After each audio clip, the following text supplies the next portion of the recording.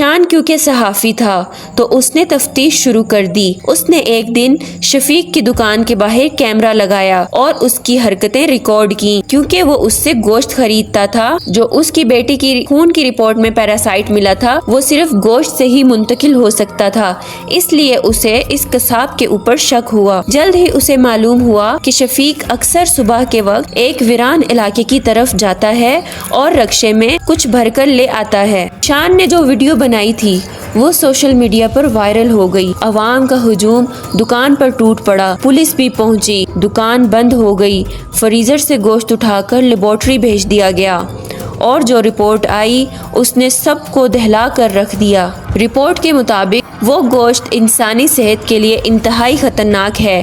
اس میں گدھے اور گھوڑے کے ڈی این اے کے واضح شواہد ہیں۔ شفیق گرفتار ہو گیا اور اس کے چہرے پر ندامت نہیں تھی، صرف خالی پن تھا۔ جیل میں شفیق کو کئی دن تک کوئی کھانا دینے کو تیار نہیں تھا۔ دوسرے قیدی اسے گدھا فروش کہتے۔ ایک دن قید خانے کا بوڑھا قاری صاحب اس کے قریب آیا۔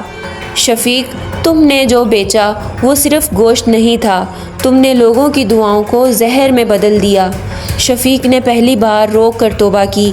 وہ روزے رکھنے لگا، راتوں کو جاگ کر نماز پڑھتا اور ہر رات ایک ہی دعا کرتا، یا اللہ جنہیں میرے ہاتھوں تکلیف پہنچی ان سب کو ٹھیک کر دے، ان سب کو شفا دے دے۔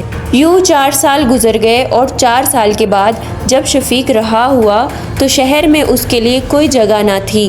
اس نے ترنول واپس آ کر ایک چھوٹا سا چائے کا سٹال بنایا، نہ گوشت نہ چوری، صرف سادہ زندگی چنی۔ اس نے سٹال پر ایک تختی لگائی، حلال کماؤ، حرام سے بچو، ورنہ جو کماؤ گے وہ رزق تمہیں کھا جائے گا۔